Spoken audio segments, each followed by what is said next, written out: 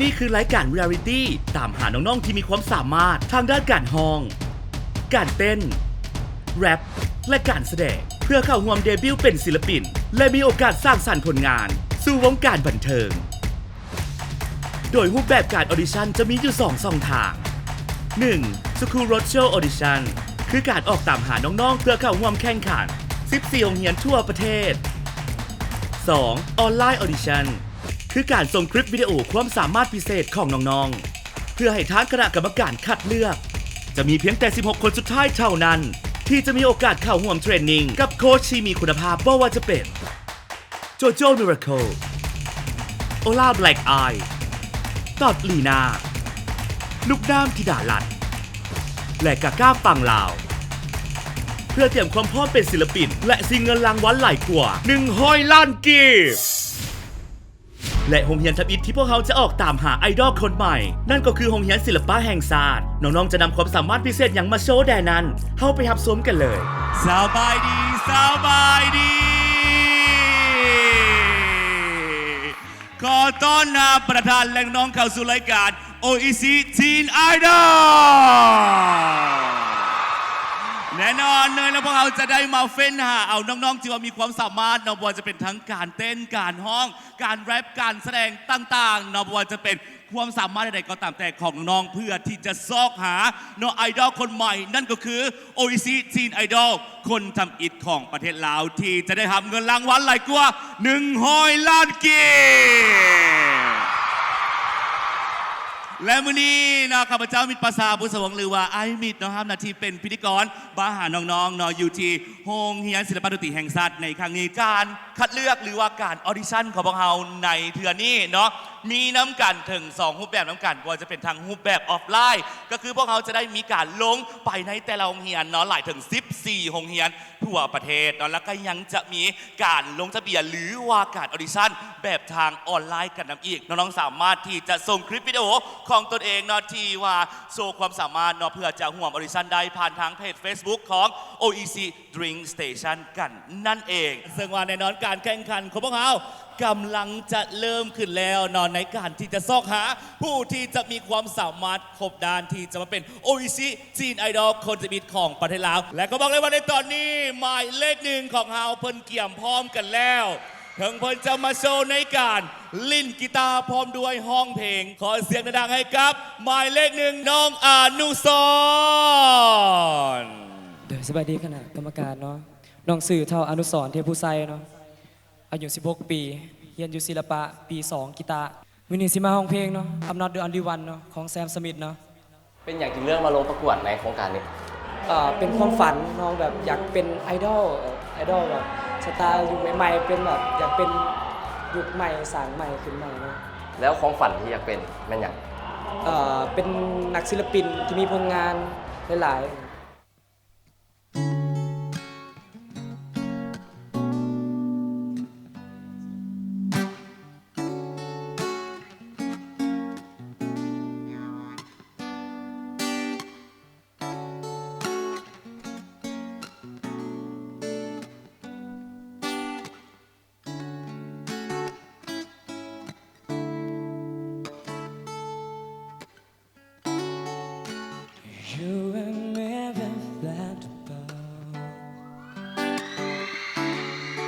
From out of nowhere, I can't believe you let me down. That I feel in the way this on. From all that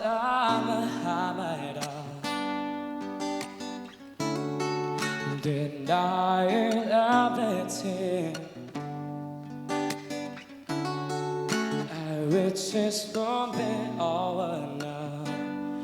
but I know destination. You say I'm crazy,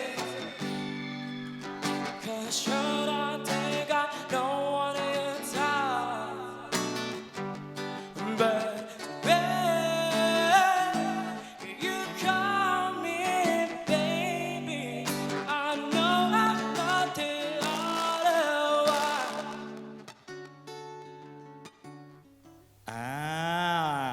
น้องอนุสรณ์ กีตาร์มีปัญหาขอแบบบ่มีดนตรีบ่มีกีตาร์ โดยได้ ช่วงคอรัสให้อ้ายใหม่บัดหนึง ขอเป็นห้องท่อนฮุกใหม่ในตอนดึงโดดที่บนดนตรีน้อยอเล็กเนาะ แมน โอเคถ้า ขออนุ น้อ ญาง ต พร้อม ถอดไมค์ด้วย แล้ว เอาเลย You say I'm crazy Cause you don't think I know what you're talking But when you call me baby I know I'm not the only one What's that? เข้าใจละลายเนาะเข้าใจละลายกับน้องอนุสรณ์ แล้วหลังจากได้โชว์ความสามารถแห่งกรรมการได้เบิ่งแล้ว ลงมานี่รู้สึกแนวใด โอ้โล่งเลยแบบไอ้เต้ยเนาะเรายกโปรให้ทางหลังยกโปรได้ดีแหละ เราจะพูดให้เรารู้สึกดีใจกันปะ หน่อยดีใจแล้ว โอเค ถ้าหากว่าได้เข้ารอบต่อไปคิดว่าจะเอาความสามารถอย่างไรสู่กับผู้เข้าแข่งขันเพอรายการนี้มีแต่คนโหดๆทั้งนั้น โอ้ต้องเอาเพลงที่มันรับยากๆระดับ1ขึ้นไป เอาเพลงเสียงสูงๆหรือว่าแบบขาคนอื่นได้ประมาณนี้แหละ โอเคครับไปฟาดฟันเลยรอเลยมันมา โดยสามารถให้กำลังใจน้องแล้วเนาะน้องสื่อทาวน์สอนเนาะบุฮู้ว่าสิได้เข้ารอบบอแต่ก็ให้กำลังใจเนาะขอบใจ ถ้าบ่อยากเจ็บก็เพียงปล่อยมือหรือเจ้าจะเจอให้ลึกเลยมีที่มันเสียบแทงหัวใจยิ่งจับเอาไว้ก็ยิ่งปวดร้าวก็เพียงเจ้าวางให้เลือดหยุดไหลแล้วทิ้งมันไว้ณที่จุดนี้ให้บาดแผล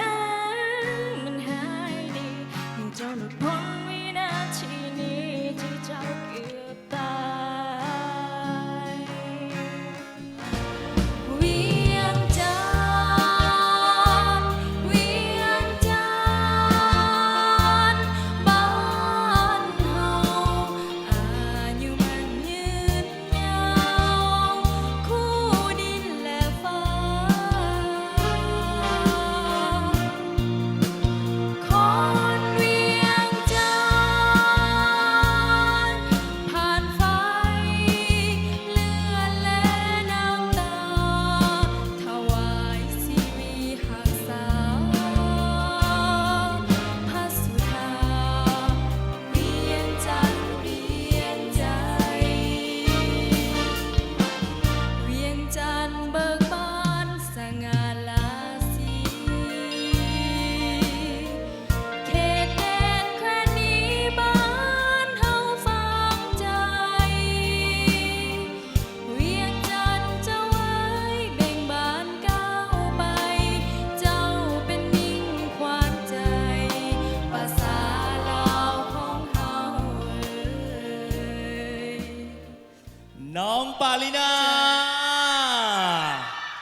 เสียงคือเพิ่นลอยมาเลยนะ ไอเต้ยว่าจังไหน คิดว่าเปิดเพลงเอาเมื่อกี้นี้ เสียงโคตรกลมกลืนกับเพลงเลยเพราะว่าในไลฟ์สื่อเนี่ยส่วนหลายสีห้องเป็นเพลงสไตล์นี้เนาะก็เลยอยากถามแต่คำถามนี้แล้วว่า นอกจากเพลงสไตล์แนวนี้นะสิถ้าเข้าไปแล้วมีโจทย์ให้ห้องเพลงสติสามารถเห็นได้บอก โดยอาจจะได้ อาจจะได้ก็ล่องโซ่เบางดูหัน ลองมีเพลงสติงที่ว่าอยากจะโชว์มานะ วันนี้จะยังหากันบ่และต่อไปนี้ จะยังเหมือนเดิมบ่ใจสั่นไหวเมื่อหลับตาลงครั้งใด สั่นไหวเมื่อตื่นมาพบต้องเสียเจ้าไป ว้าวนะเข้าใจหลายๆเนาะเข้าใจทั้งคณะกรรมการและเข้าใจน้องปาลินาอืม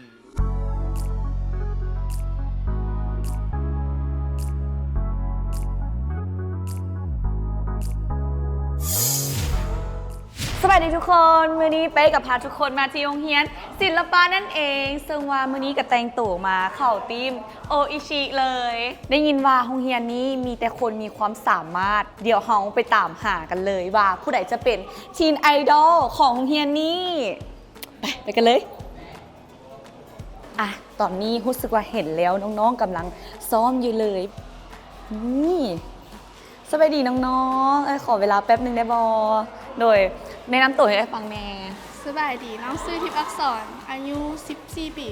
ว้าว น้องที่ประสอนเมื่อกี้นี้เห็นเต้นอยู่ น้องมีความสามารถพิเศษเป็นเต้นเป็นบ่ โดย และนอกจากเต้นน้องสามารถเห็นอย่างนี้อีกเนี่ย อ่าฟอน ฟ้อนห้องเพลงได้บ่ บอ ได้โอ้ยว่าเป็นอย่างรู้สึกว่าน้องเต้นเก่งแหงละอยากถามว่าน้องเคยกินโออิชิบ่ เคยกินตลอด มักรสอะไรที่สุด สีเหลือง สีเหลืองสีเหลืองคือสุดเลย โอเคอยู่ในโรงเรียนนี้มีไผ่ที่ว่ามีความสามารถพิเศษหรือว่าเป็นไอดอลของน้องบ่ อ่ามีเอ้ยปีใหญ่ ปีใหญ่ โดย ปีใหญ่เราอยู่แสเราอยู่ห้องไหน น่าจะอยู่ห้องปี ปี6อยู่โรงเรียนนี่หว่า 6 โดย พาไปหาเราเลยได้บ่ ว่าฮู้ว่าเราอยู่ใส่ โอเคบ่เป็นอย่างเดียวไปซอกหาเองก็ได้ขอบใจหลายๆเด้อเอาเป็นว่าพวกเขาไปรับชมกิจกรรมกันอยู่เทิงเวทีกันเลย ไปเลย สบายดี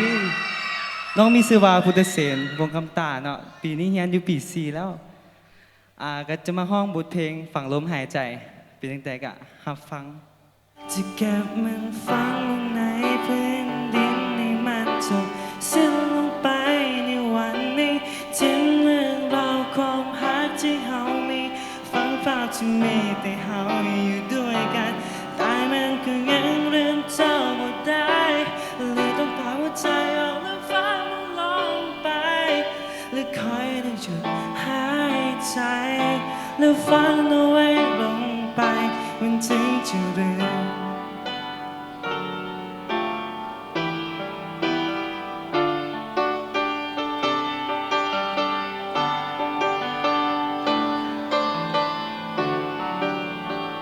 ขอเสียงตบมือให้พุทธเสนแน่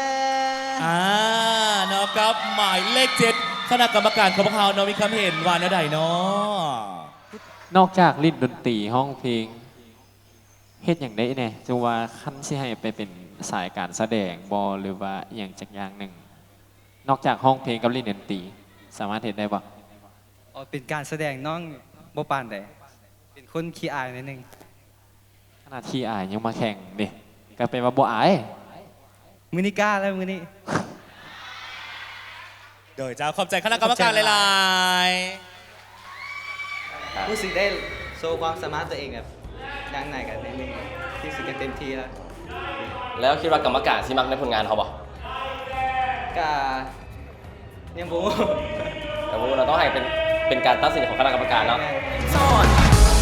Follow the dream คอยจะทำตามความฝัน Let's be the one เพื่อไปยืนอยู่จุดนั้น Let's take a chance จะบอกเหตุให้พี่รู้ว่า This is my time to be the one น้องมีชื่อว่าแสงดาราจันมีนาราซื่อลิ่นมีชื่อว่าน้ำอิ่งตอนนี้อายุ 16 ปี ปัจจุบันเรียนโรงเรียนศิลปะแห่งชาติมื้อนี้อิ่งเอาความสามารถฮ้องกับเต้นมาโชว์จุดประสงค์ที่น้ำอิ่งอยากมาประกวดย้อนว่าอยากมาสานฝันตัวเองอยากมาหาประสบการณ์ และก็อยากแสดงด้านที่ตัวเองเก่งออกและน้องก็คิดว่าน้องเองก็เก่งในด้านนี้และน้องเฮ็ดได้แน่นอน I'm gonna hold you like I'm saying goodbye. Where are we standing? I won't take you for granted. 'Cause we'll never know when we'll run out of time. So I'm gonna love you like I'm gonna lose you. I'm gonna love you like I'm gonna lose you. Better have my money, my money, my money, my money. Better have my money, my money, my money, money. Better have my money.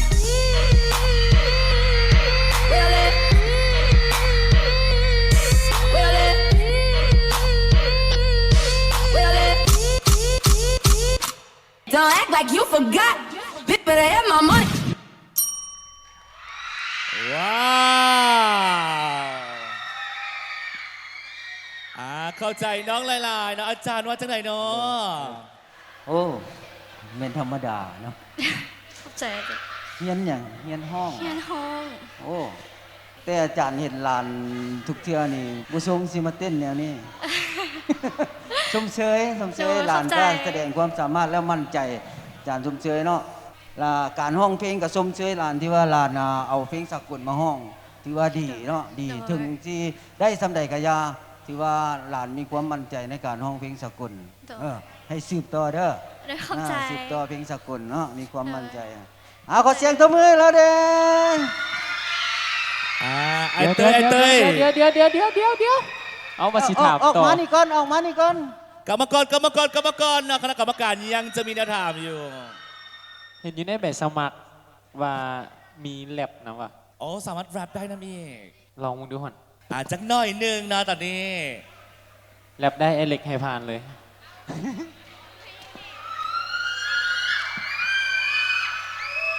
หรือว่าอยากแลบนำไอซ์สแวกบ่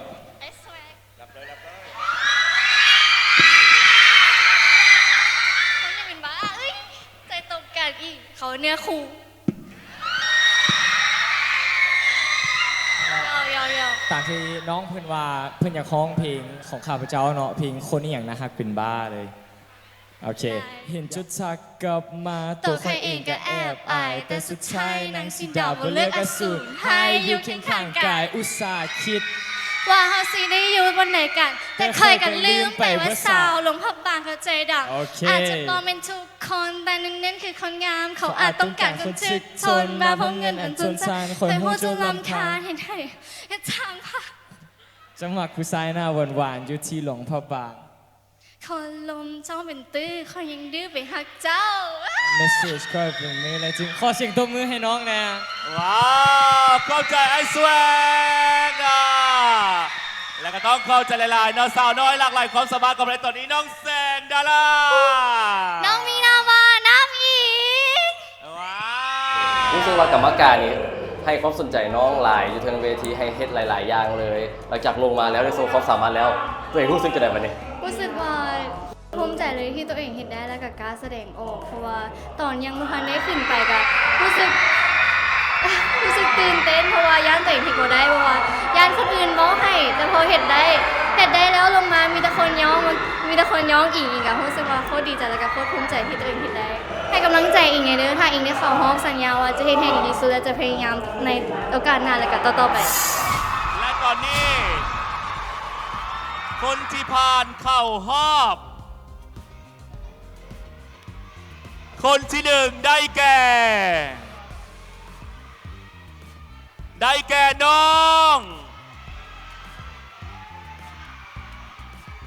้องปาลีนา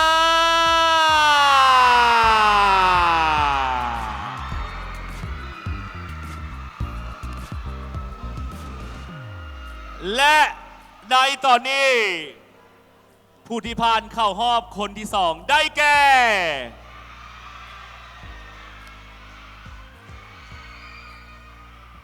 น้องอนุสรณ์และเนื่องจากว่าการแข่งขันอยู่ที่โรงเรียนศิลปะแห่งชาติของเราในครั้งนี้เนาะมีคนมีความสามารถหลายเนาะจึงได้เพิ่มอีก2ตำแหน่งเป็นเข้ารอบ4คนไปเลยและอีก2คนที่จะผ่านเข้ารอบได้แก่น้องพุทธเสนและอีก1คนสุดท้าย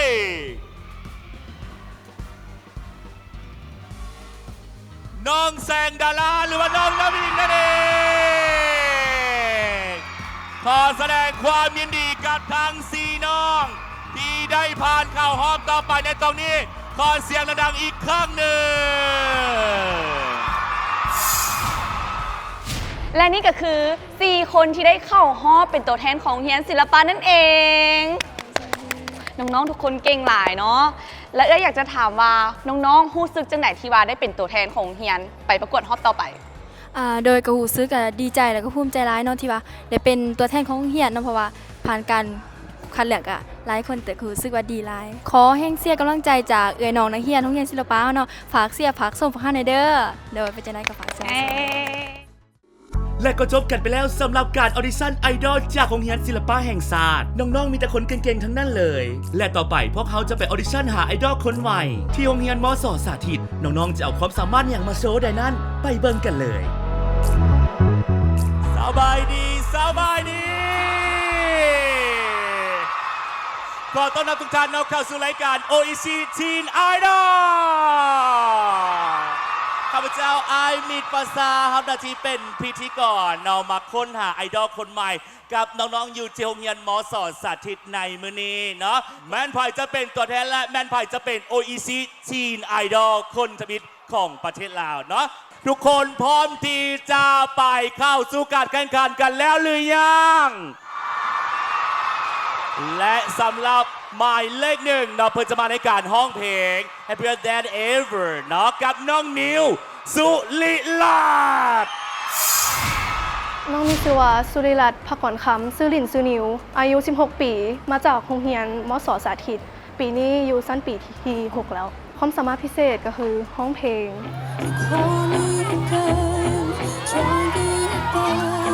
Driving home under the infrared scared me to bed by the words in my breath Cause you only listen to your fucking I got my thoughts and so I said them all out for you Cause I was you knew everything cool Always said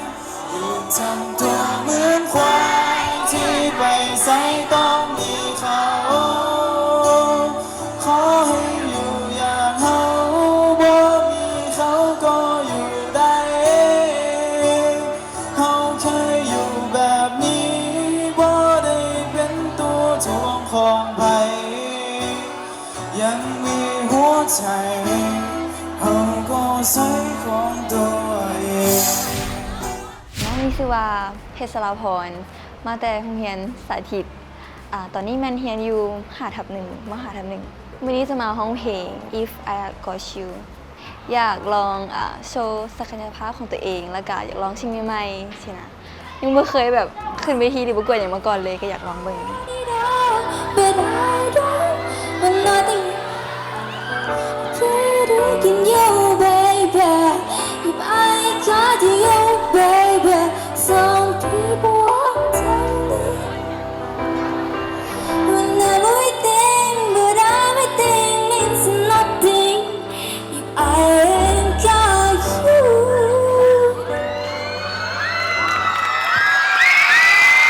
ขอเสียงตบมือดังๆหน่อยกับน้องนิวเพชรสลาพรนั่นเองเข้าใจหลายน้องนิว เข้าใจ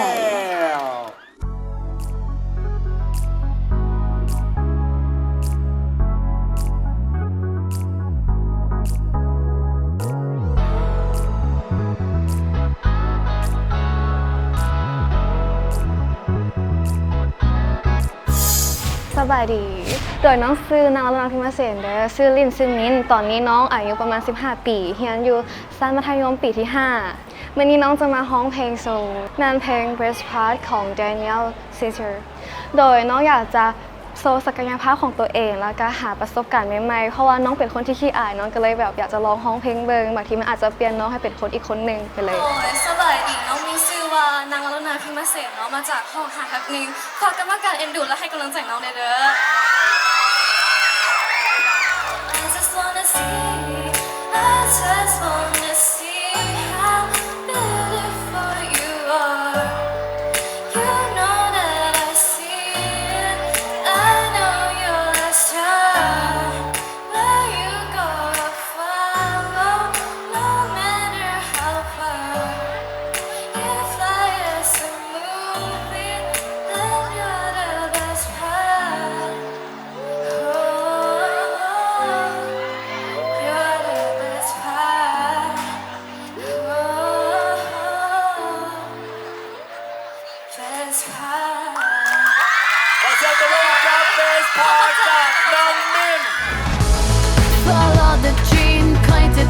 ามความฝัน Let's be the one เพื่อไปยืนอยู่จุดนั้น Let's take a chance จะบอกเหตุให้ผิดหวัง This is my time to be the one และสองรายชื่อที่ไอ้มีกำลังจะประกาศต่อไปนี้ก็คือรายชื่อของตัวแทนจากโรงเรียนมอสอสาธิตเพื่อที่จะเข้าร่วมการแข่งขันชิงเงินรางวัล100 ล้านกีบกับโครงการ OEC Teen Idol และคนที่หนึ่งน้องนิวเพชรสลาพรน้องนิวเพชรสลาพรสายยาโพสีนั่นเองและอีกหนึ่งรายชื่อน้องได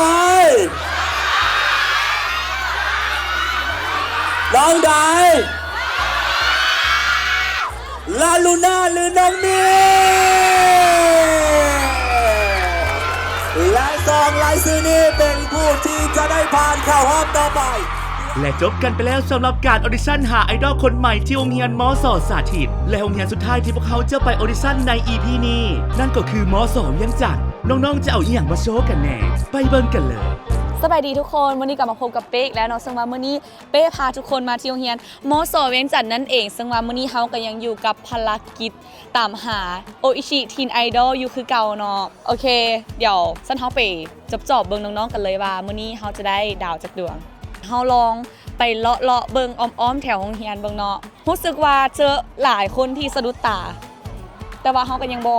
ท้อเขาจะตามหาเบิ่งเพราะว่านักเรียนโรงเรียนนี้คือแบบหลายแฮงและเสื้อว่าหลายคนนะต้องมีความสามารถตอนนี้เขาก็เลาะตามหาต่อไปเนาะรู้สึกว่าน้องๆแบบย่านเอื้อยเว้ยรู้สึกว่าน้องๆแบบแลนหนีเอื้อยมาเดี๋ยวเขามาตึกนี้อยากเห็นว่าผู้ชายโรงเรียนนี้สิมีความสามารถคือกับผู้หญิงบอกห้องนี้แฮงแลนหนีเอื้อยแฮงมักแฮงแลนนำบายดีน้องมีชื่อว่าเท่าแดมไซนามสกุลแม็กซ์ลิกวัดแท้ลูกซอดลาวล้วน โอเคน้องมีความสามารถพิเศษอย่างบ่มีอย่างบอกกับเจ้าไปห้องเพลงแรปเป็นบอสไตล์นี่แมน ขอจักท่อนหนึ่งท่อนเนี่ยเอาแรปท่อนหนึ่งห้องเพลงแรปท่อนหนึ่งคิดบ่ออกน้องขอแบบยาวก็นี่น้องคิดบ่ออกเบิ่งโทรศัพท์ได้บ่ได้เคยเห็นเจ้ายางมาทรงสายตาคือมีใจนาทีและเวลามันเฮ็ดให้ข่อยต้องมึนไหลในตอนที่กลับบ้านยังคิดฮอดเจ้าอยู่ทุกมื้อต้องได้เข้าไปส่องเฟซมันเฮ็ดให้ข่อยต้องลืมฟื้นคิดฮอดตอนไปไอ้เต็กนั่งใกล้ๆเบิ่งหน้ากันแต่มันติดอยู่อย่างเดียวคือเฮาบ่ได้เป็นหยังกันถ้าอยากได้เป็นแฟนมันคงเป็นได้ไปความฝันเพราะสุดท้ายแล้วเฮาสองคนมันเป็นได้แค่หมู่กันเจอละดาวอีก1ดวงลงประกวดแล้วว่ะบ่เป็นอย่างคือบ่ลงนั่นแหละแบบเป็นอย่างคือบ่ลงจักหน่อยไปเซ็นใบสมัครหรือว่าถ้าน้องสมัครมื้อนี้บ่ทันน้องสามารถไปสมัครทางออนไลน์ในเพจโอชิได้ชนะได้หรอ100 ล้าน100 ล้านแมนนี่ได้ซ้ำมันนะหลายกว่านั้นแน่นอนโออิชิสยางไปสมัครกันหลายๆเด้สุดยอดเป็นจังได๋ทุกคนความน่ารักของน้องๆเรียนมอสอเวียงจันทน์เอาเป็นว่าตอนนี้เฮาไปเบิ่งกิจกรรมอยู่เทิงเวทีกันเลยก็ต้อนรับน้องๆเข้าสู่รายการ OEC Teen Idol และในตอนนี้หมายเลข 1เพิ่นพร้อมกันแล้วเพิ่นจะมาพร้อมกับกีตาร์และบทเพลงเพียงเจ้าขอเสียงตบมือดังๆกับอายน้ำแสงอรุณสวัสดีแนะนำตัวให้ท่านผู้ชมได้ฟังแน่น้องเอกมีชื่อว่าแสงอรุณหรือชื่อเล่นว่าไอ้น้ำก็ได้มื้อนี้เกี่ยมความสามารถพิเศษอย่างมาสู่กับกระเจ้าห้องเพลงอีกแล้วว้าวรู้สึกตื่นเต้นป่ะตอนนี้ก็ตื่นเต้นอยู่แต่ก็มั่นใจเต็มร้อยบ่ย้านครูต่อสู้ตีบ่ปัดเลยโอเคจังไหนก็ขอให้เนาะสู้ๆแล้วก็ให้ได้เต็มที่โดยขอบใจมันคือความหาที่ยิ่งใหญ่และนี่หลายกว่ามันคือความจริงจากนี้เธอขอสัญญา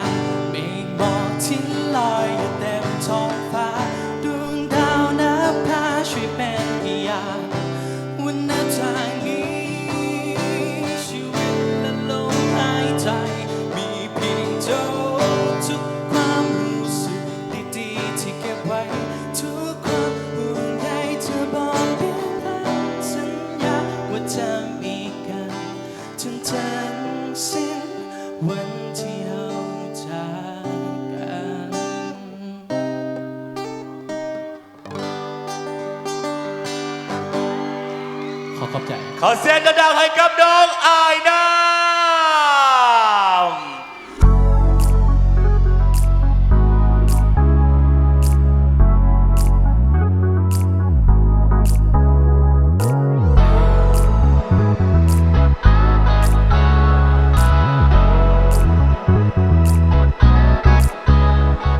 ชื่ออุดมการณ์คำมีไซ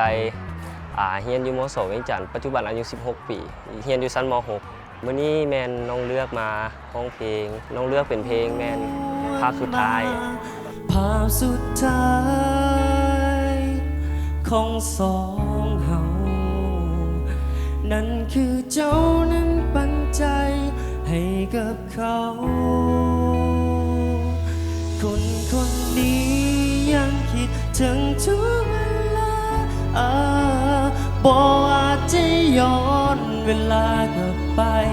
และบ่อาจหมุนให้เจ้าคืนมายังอ่านข้อความสุดท้ายที่เจ้านั้นส่งมาอ่านมันด้วยน้ำตาจากนี้ต้องทำใจส่วนคอยจะเป็นถึงใดก็ตา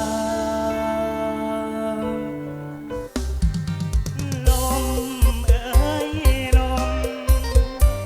ลมหนาวพัดพวงเขาลมเอ่ยสวยไปบอกสาวให้กำบ้านเขาเดี๋ยวนี้เขาเห็นงานอยู่เมืองไทยอยู่แค่สุราษฎร์ธานีไอมานั่งคอยคนดีอยู่ที่แคมป์ของมองเก่า Tonight the music seems so loud. I wish that we could lose this crowd. Maybe it's better this way. We had each other think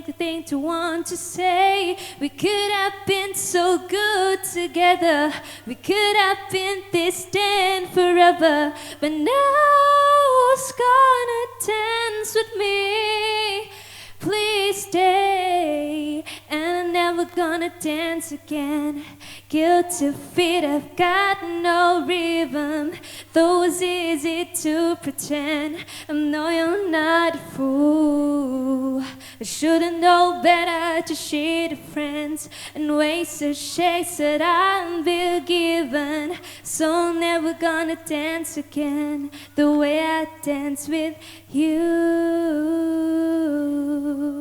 I said I will never fall unless it's you I'm falling to. I was lost within the darkness, but in light found her. I found you. ยิ่งหาก็ยิ่งเจ็บซ้ำปวดทรมานหากเท่าไรเท่าใดคอยยิ่งเจ็บปวดหลายเท่านั้นยิ่งฝืนก็ยิ่งคมคืนกินหัวใจเจ้าคงบ่เข้าใจความรู้สึกของคน 바퀴 풀리면 다 똑같지 눈은 날 무서워 허브제는 풀렸네 정신을 간신히 잡지 눈 한 번 깜빡이고 다시 세상이 정한 정상인 코스프레 준비 Mashup, mind blow 정신은 backup 프로토타입 내 속은 언제나 freaking monster 유행 같은 친절함은 저리 지나 rotten 내 통수에다 시원하게 욕해도 다 먹여 Hop in 순진하게만 보다가 크게 다짐 호의가 계속되면 걸린 전란의 toxic 이러니 돌지 warning Like your little games, don't like your tilted stage. The role you made me play of the fool. No, I don't like you. I don't like your perfect crime. How you laugh when you lie. You said the gun was mine. Isn't cool. No, I don't like you. But I got smarter, I got harder in the nick of time. Honey, I rose up from the dead, I do it all the time. I got a list of names and yours is in red underlined. I check it once, then I check it twice. Oh!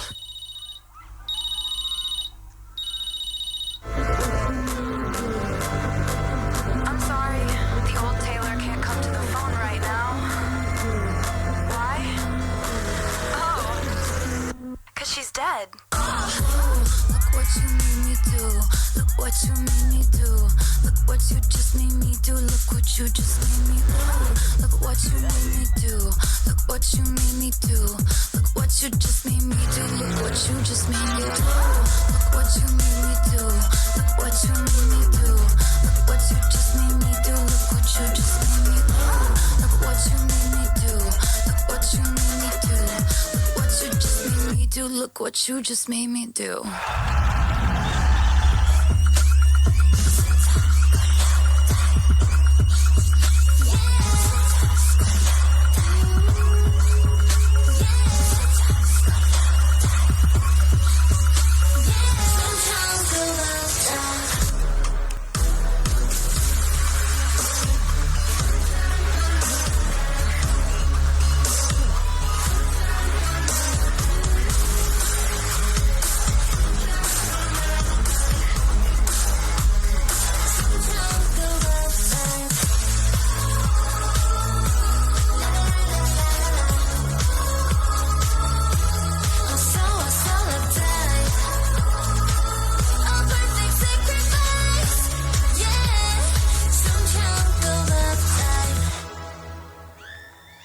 ว้า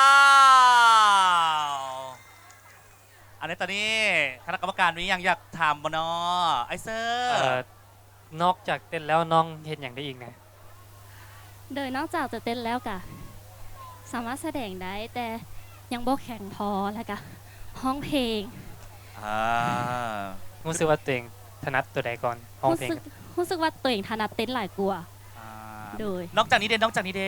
พอห้องได้บ่พอห้องได้บ่ โดยพอห้องได้ น่าไอเซอร์อยากฟังบ่ อยากฟังขอจักท่อนหนึ่งได้บ่ สาวเมื่อยก่อนได้เด้อ ขนองยังเมื่อยอยู่ เอาไว้ก่อนก็ได้นะ หรือว่าสิให้มินห้องให้ฟังก่อนบ่ มินห้องก่อน น้องยังหันใจบ่เต็มห้องเลยให้น้องมาห้องเพลงมันจะบ่ไหวดิบ่ไหวบ่ล่ะคันไหวก็ได้คันบ่ไหวก็บ่เป็นหยัง ต้องไหว ต้องไหว เขาเป็นฮักนี่สีบัวเนาะเพราะว่าเคยห้อง ว้าว เคยมีอารมณ์นี้บอกเวลาที่มีภายในใจลับบอกกล้าบอกเพราะยันคำตอบมันจะทำหายใจ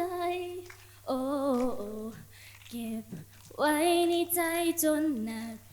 อยากให้เจ้าหัวเคยนักมีหาให้เจ้าคนเดียวจะต้องทำอย่างได้โอ้ให้ตัว โอเคเข้าใจหลายๆ เข้าใจหลาย Follow the dream ใครจะทำตามความฝัน Let's be the one เพื่อไปยืนอยู่จุดนั้น Let's take a chance จะบอกเหตุให้พี่รู้ว่า This is my time to be the one สบายดีน้องชื่อไซสวรรค์จันทร์สมภูปัจจุบันน้องอายุ16 ปี ตอนนี้น้องเรียนอยู่โรงเรียนม.ส.เวียงจันทร์อยู่ม.6 วันนี้น้องจะมาห้องเพลงน้องจะห้องเพลง Never Enough จาก The Greatest Showman ที่น้องเลือกมาสมัครในรายการนี้เนาะก่อนอื่นเลยก็ต้องบอกว่ารายการนี้ก็ถือเป็นรายการหนึ่งที่ใหญ่พอสมควรเนาะแล้วก็เป็นโอกาสของวัยหนุ่มในหลายๆคนสำหรับคนที่อยากสานฝันน้องก็เป็นคนหนึ่งในนั้นที่อยากจะสานฝันของตัวเอง และน้องก็อยากมาโชว์ความสามารถของตัวเองให้คนอื่นได้เห็นและทดสอบศักยภาพของตัวเองไปในตัว All the shine of thousand spotlights, all the stars we steal from the night sky will never be enough, never be enough. Towers of gold is still too little. These hands could hold the world, but it'll never be enough, never be enough.Never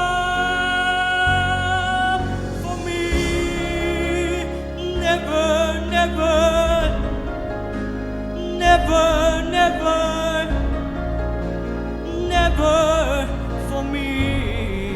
for me, never enough,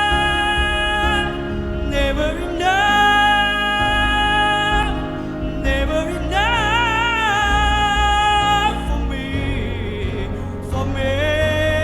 for me.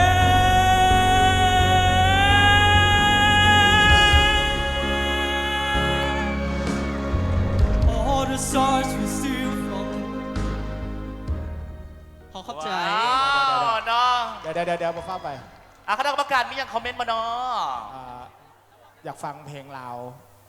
จากน้องห้องเพลงลาวได้บอกเพลง โดย มีเพลง ได้ หน เป็นท่อนฮุกเลยป่ะ ได้เลยทอนนกเข้ามาเลยตรงๆเลย อยากจะย้อนเวลาที่หมุนไป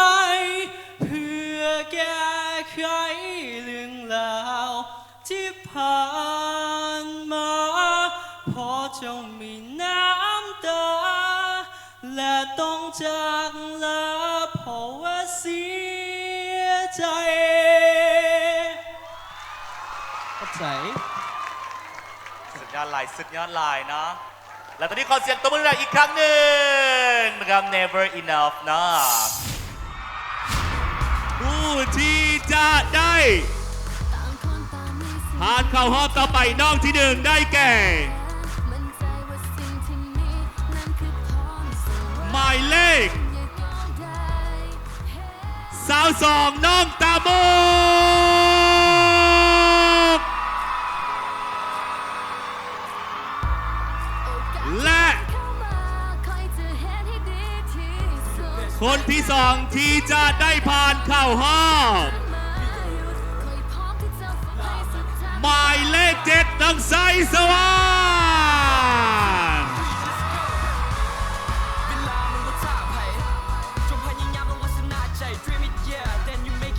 และคนต่อไปได้แก่หมายเลขใดน้องใดน้องเอื้องฟ้าหมายเลข12กระเป๋ากันนั่นเองตอนนี้ยังเหลืออีกเพียงแต่2น้องเท่านั้นหมายเลข23น้องบิวมณีพร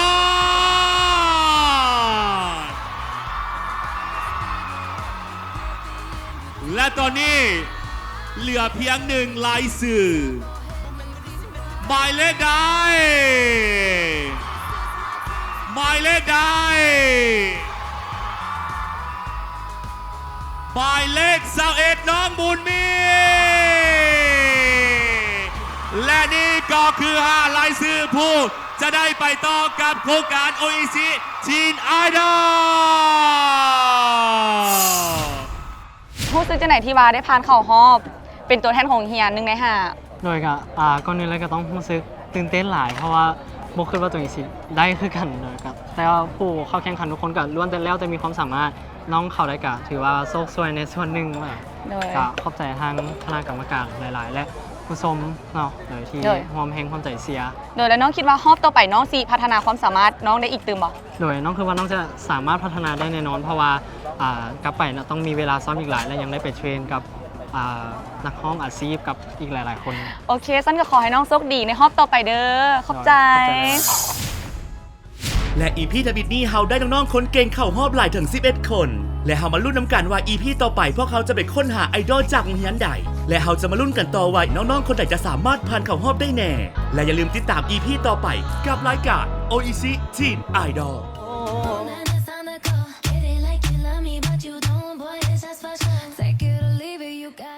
เสื้อได้บ่นี่ เสื้อได้เอาผ้าเจ้าแม่สีเมืองมันโลดเขาหับประกาศ